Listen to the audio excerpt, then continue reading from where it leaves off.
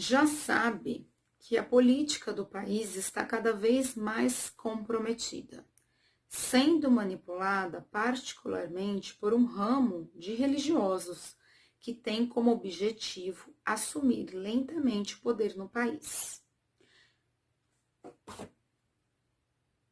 Faça um paralelo com a situação do mundo na Idade Média, sobretudo nos primeiros séculos da era cristã. O poder religioso gradativamente toma em suas mãos o poder político, aliando as questões de fé a todos os aspectos do poder mundano. Exatamente isso que ocorreu no passado com o catolicismo. Agora, os novos evangélicos progressivamente ampliam sua participação no poder, a quem aspiram a olhos vistos. Embora seja um país promissor, a população, sem perceber, entrega o poder político àqueles que usam do nome de Jesus, a quem pretendem representar, com o objetivo de pôr a máquina pública a serviço de determinado grupo religioso.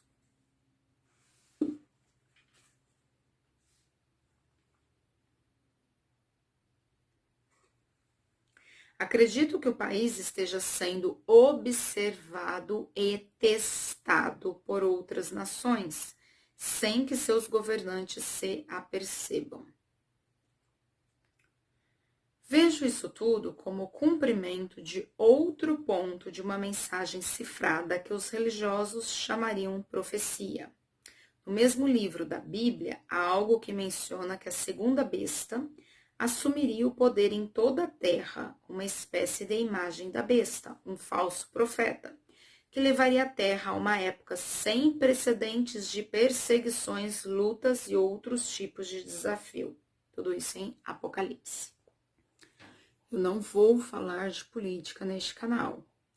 Eu só vou ler alguns trechos deste livro e quando eu estiver no fim, eu vou contar para vocês de que livro que se trata. Para que eu faça qualquer comentários políticos a respeito disso, eu vou fazer no Mecena Cristina Manhato. Olá, vamos dar andamento àquele livro. Parece que nossos parceiros encarnados às vezes se perdem nos detalhes e deixam passar um tempo muito precioso com as questões emocionais que surgem entre eles.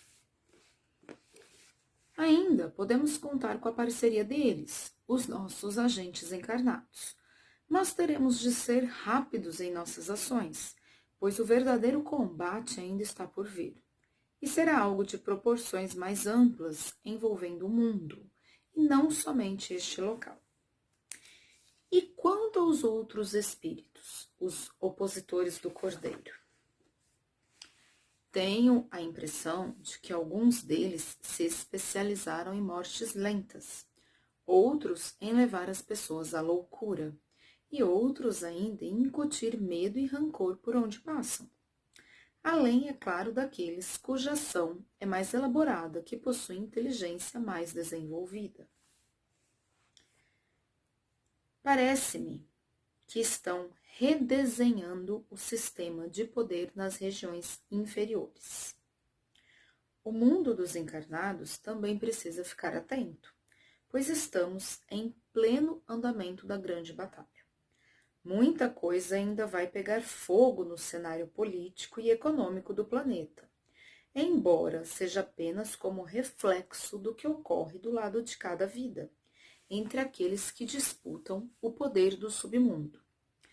Enfim, tudo o que ocorre no plano extrafísico ocorre também no plano físico. Assim como é em cima, é embaixo. O personagem faz referência à filosofia hermética, ou seja, de Hermes Trismegisto, que se baseia em 7 princípios. O segundo deles, o da correspondência, é sintetizado nessas palavras. Isso parece muito arriscado, meu senhor, e é. Mas precisamos nos acostumar, pois as circunstâncias têm ficado cada vez mais delicadas, e confiar, pois os acontecimentos nos planos superiores estão sendo conduzidos por quem sabe o que fazer e tem condições de fazê-lo. Enfim, é a hora da colheita. Aqui, em nossa base de apoio entre os encarnados, quero atenção redobrada. Parece-me que as emoções dos nossos amigos andam em ebulição.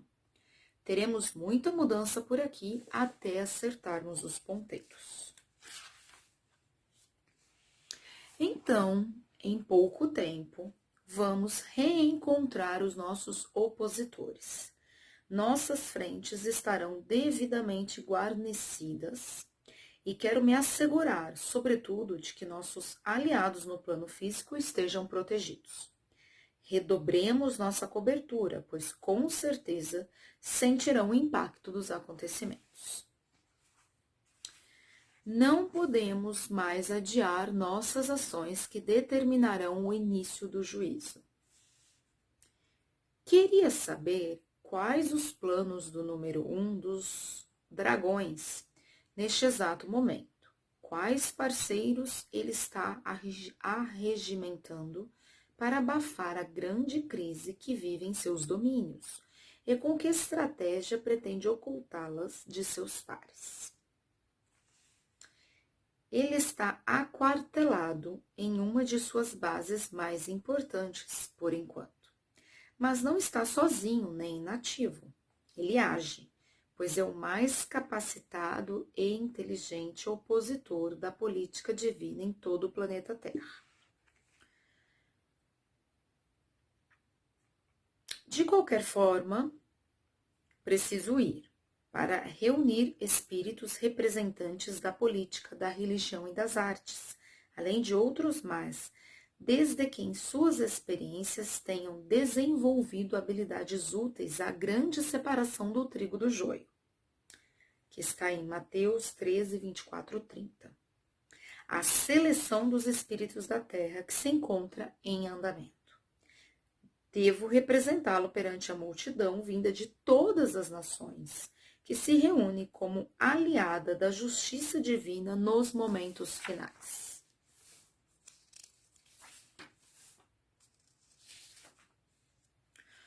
Um rio de fogo manava e saía de diante dele. Milhares de milhares o serviam, e milhões de milhões estavam diante dele. Assentou-se o tribunal, e abriram-se os livros. Daniel 7:10. Virão do Oriente e do Ocidente, e do Norte e do Sul, e tomarão lugares à mesa do reino de Deus. Lucas 13, 29. O ambiente no qual eles iriam se reunir, estavam se reunindo, era um espaço dimensional estruturado na matéria extrafísica.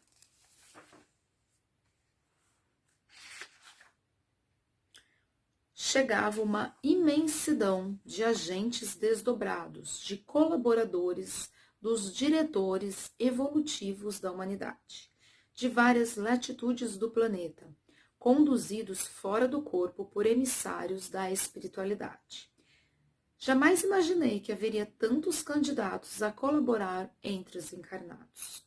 Havia representantes das diversas religiões, e também aqueles que se diziam ateus ou agnósticos, mas que em espírito continuavam colaborando com os alicerces de uma nova civilização, sob o patrocínio da política divina. Naquela assembleia, diferenças religiosas, étnicas e culturais não significavam obstáculo à cooperação. A diversidade era vista como riqueza inerente à espécie humana, não como problema. Ninguém estava ali para discutir como o mundo acabaria, muito menos para provar que a sua perspectiva sobre as questões espirituais era mais correta ou mais acertada que as demais. Não. Chegavam encarnados em desdobramento provenientes de culturas, países e filosofias religiosas as mais diversas, apenas obedecendo ao convite do alto. Todos respondiam ao chamado para participar de um momento especial na história do mundo. Algo de proporções bem mais amplas que os acanhados pontos de vista ou as opiniões religiosas e políticas que normalmente se antagonizam no mundo físico. embora ainda não soubessem exatamente para que se reuniam, deduziu a natureza da convocação, algo maior, de vital importância.